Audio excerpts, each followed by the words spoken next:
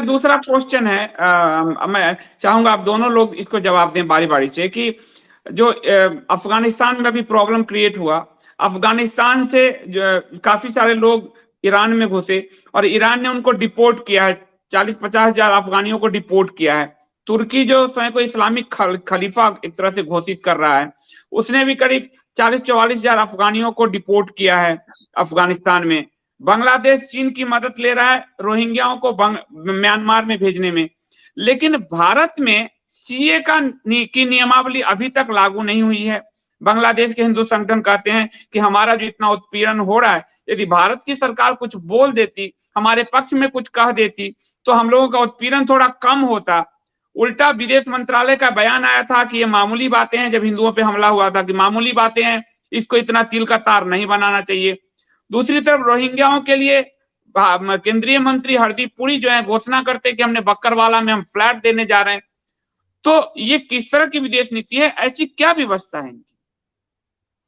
देखिए, मैं पहले बोलूं कि डॉक्टर हाँ। साहब, देखिए ये व्यवस्था, देखिए अगेन ये आइडियोलॉजी है। और यहां मैं थोड़ा सा शिल्पी जी से मैं सहमत नहीं हूं। इन्होंने जब संघ की बात की तो उन्होंने बोला कि संघ नपुंसक हो गया है। मैं नहीं मानता कि वो नपुंसक हो गए। नपुंसक ऑर्गेनाइजेशंस इतने बड़े इलेक्शंस नहीं जीतती और इतना बड़ा चेंज नहीं करती सोसाइटी में। क्या चेंज किया उन्होंने ये चेंज किया है कि जो सनातन धर्म का, जो हम अपने देवी देवताओं को पूजते हैं, उनको आप पूजना बंद कर दीजिए। उन्होंने ओपनली बोला है। और आपके मंदिर तोड़ रहे हैं। काशी में देखिए आप क्या हो रहा है। आपके घाटों को उन्होंने एक टूरिस्ट प्लेस बना दी है। तो वो नपुंसक ऑर्गेनाइजेशन नहीं है, काफी स्ट्रॉन्ग ऑर्गेनाइजेशन है और वो काम कर रही है जो वो करना चाहते हैं। पर हमारे से ये गलती हो रही है कि हम समझ नहीं पा रहे हैं कि वो काम क्या करना चाहते हैं। और अगर आप उनकी स्टेटमेंट सुने तो आपको बड़ा क्लियर है वो क्या काम करना चाहते हैं। वो बेसिकली सनातन धर्म को हटा के एक नया रिलीजन लाना चाहते हैं, जिनके भगवान वो लोग खुद होंगे, और मोदी जी को उसको ऑलरेडी भगवान बना दिया है। तो अगर आप उसके अंतर्गत देखें तो रोहिंग्याओं को यो क्यों ये डिपोर्ट करेंगे। देखिए, आप सोच रहे हैं, शिल्पी जी सोच रहे हैं कि इनको रोहिंग्या को डिपोर्ट करना चाहिए। आप उनके मन में जाके देखिए कि अगर उनको इस्लाम से प्यार है तो रोहिंग्या को नहीं डिपोर्ट करेंगे ना। तो ये जो हमने चश्मे डाले हुए हैं, हमने अपनी नजर से हम उनको देख रहे हैं कि वो लोग तिलक लगा के बात करते हैं तो शायद वो समझते हैं कि इस्लाम में क्या प्रॉब्लम है और शायद वो हिंदुओं को करना चाहते हैं। पर आप उनके खुद के स्टेटमेंट्स देखिए, उनकी खुद की राइटिंग्स देखिए, उनके खुद की किताबें पढ़िए और उन खुद के एक्शंस देखिए। वो बेसिकली सनातन धर्म को हटाकर एक नया रिलीजन बनाना चाहते हैं, नंबर 1। और नंबर 2, उनको बहुत सहानुभूति है इस्लाम से, नहीं तो ये नहीं करते। आप मेरे को एक चीज बताइए, पाकिस्तान से बड़े बड़े सारे हिंदू आए हुए हैं। शिल्पी जी जानते हैं, शिल्पी जी की संस्थाएं हैं जो उनके साथ काम करती हैं। मैंने भी थोड़ा सपोर्ट किया हुआ है उनको सालों भर। शिल्पी जी बताएंगे आपको। वो उनको तो ना आपने सिटीजनशिप दी, क्यों? डिस्पाइट कि आपके लॉ बुक में सीए है। सीए की गैजेट नोटिफिकेशन जनवरी 2020 में हो चुकी है। प्रेसिडेंशियल असेंट 2019 दिसंबर में आ चुका है। It is the law of the land. फिर भी 3 साल में आपने उसको इंप्लीमेंट नहीं किया। आपने इसलिए उसको इंप्लीमेंट नहीं किया क्योंकि आपके जो विचारधारा है वो उसके अगेंस्ट है। तो ये हम समझ नहीं पा रहे हैं, ये मूल बात हम समझ नहीं पा रहे हैं। और जब तक हम ये मूल बात नहीं समझेंगे, मेरे हिसाब से हम सही विश्लेषण नहीं कर पाएंगे। Point number 1। पॉइंट नंबर 2, ये जो बांग्लादेश जो पाकिस्तानी हिंदू हैं जो भारत में ऑलरेडी आ चुके हैं, उनको तो आप इलेक्ट्रिसिटी तक नहीं देते। आप उनको इलेक्ट्रिसिटी तक नहीं देते और इन लोगों को आप देते हैं बड़े बड़े मकान, फ्लैट। तो कोई व्यवस्था नहीं है, ये उनकी पॉलिसी है क्योंकि उनका दिल उनके साथ है और ये हमको समझना चाहिए। इस पे डॉक्टर साहब आपका क्या मत है कि अभी तक सीए क्यों नहीं लागू हो रहा? बांग्लादेश में हिंदुओं का इतना उत्पीड़न हो रहा है, ये आवाज तक नहीं उठाते, कहते हैं ये मामूली बात है, इसको ज्यादा तिल का तार नहीं बनाना चाहिए।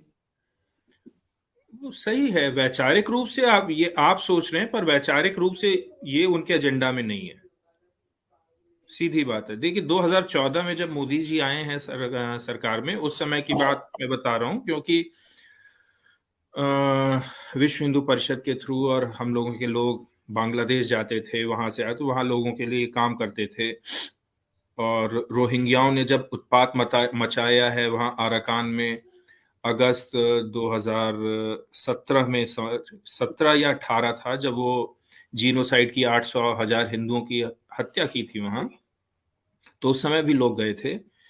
तो वहां का ग्राउंड सिचुएशन बांग्लादेश का ये, और अभी आप वॉइस ऑफ बांग्लादेशी हिंदूज के पोस्ट देखिए, पढ़िए, तो कोई भी अगर मुस्लिम है तो उसको तुरंत वीसा मिलता है, कोई अगर हिंदू है तो उसको वीसा लेने में बहुत दिक्कत आती है। हाँ हाँ, ये ये तो बात है। ये मैं बांग्लादेश की बात बता रहा हूं, और ये बहुत ही जिम्मेदारी के साथ मैं बता रहा हूं, ये स्थिति है। और ये सही मुझे बात है। परिषद के शीर्षस्थ व्यक्ति ने स्वयं बताया है। और जिन बांग्लादेशियों के नेताओं, हिंदुओं नेताओं से मैं मिला हूं, वो लोग ये स्वयं बताते रहे हैं कि ये भारत सरकार की ऐसी पॉलिसी रही है। तो ये बांग्लादेश की नहीं, आप देखिए इनके टेसुए बहने लगते हैं अगर कोई किसी सिख की पगड़ी वहां छू जाती है अमेरिका में, या किसी भारतीय मुस्लिम को कोई फंस जाता है, तो ये अपना हवाई जहाज, कश्मीरी को उठा के लाना बांग्लादेश में से, क्योंकि कोरोना काल में एक, मतलब बहुत कुछ ये ढोंग करते हैं इस तरह का। लेकिन इतने दर्दनाक वो घटना है जो अक्षय जी ने अभी बताया कि उसके पूरे चमड़ी नोच डाली, जला के, मार के, काट के पूरी चमड़ी नोची हुई है, ऐसे पील ऑफ कर दी है, जैसे केले का छिलका पील ऑफ कर लो, पूरी चमड़ी पील ऑफ कर ली है। भारत सरकार ने एक बार भी कुछ कहा, कुछ बोला? बोलने में भी देखिए, पहला जो इंटरेक्शन का होता है वो वार्ता होती है, बोलना होता है, शब्द होता है। जब शब्द होता है, विचार होता है, तब फिर कार्य आगे बढ़ता है। पहले यहां से, फिर हाथों से, फिर पांव से, तब कार्य होता है। तो अभी तो ये न विचारते हैं न बोलते हैं। तो जब यही नहीं है तो नीचा का कार्य क्या होगा? हाथ का और पांव का कुछ नहीं कर सकते ये फिर। और वो इसलिए क्योंकि यहां भी कुछ नहीं है, विचार में ही कुछ नहीं है। तो इनकी नीति यही है, हिंदू के नाम पे सिर्फ वोट लेना है। और बाद में ये राजस्थान में जैसे पूर्व सरकार करती थी वसुंधरा राजे की, और उसको फिर हराया भी इसी कारण से। लेकिन इन लोगों के दिमाग में ये बात कूट कूट के भरी है कि हिंदू से बस वोट लो, बाकी उसके आगे फिर उसको तिलांजलि कर दो, उसको फेंक दो, पटक दो। और हिंदू वोट तो दोहन, हिंदू के पास कोई चारा नहीं, जाएगा कहाँ, देना हम ही को है। इसीलिए इनके पोस्ट में आप किसे वोट दे डालोगे? केजरीवाल को दोगे क्या? इस हाँ, ये तरह की आता है। एकदम वही जो कांग्रेस ही करते थे, एकदम वही परिपाटी, एकदम वही विचार, एकदम वही counter arguments. There is no alternative. आप इंदिरा को छोड़ के किसी और को वोट नहीं डाल सकते। आप किसे वोट डालोगे? चरण सिंह को दोगे, मोरारजी देसाई को दोगे, सब हार जाते हैं। जगजीवन राम को दोगे, सब हार जाएंगे। एकदम वही चीज अब ये लोग बोल रहे हैं। हालांकि देखिएगा 2024, 25, 26 में इनकी हालत पतली होने वाली है।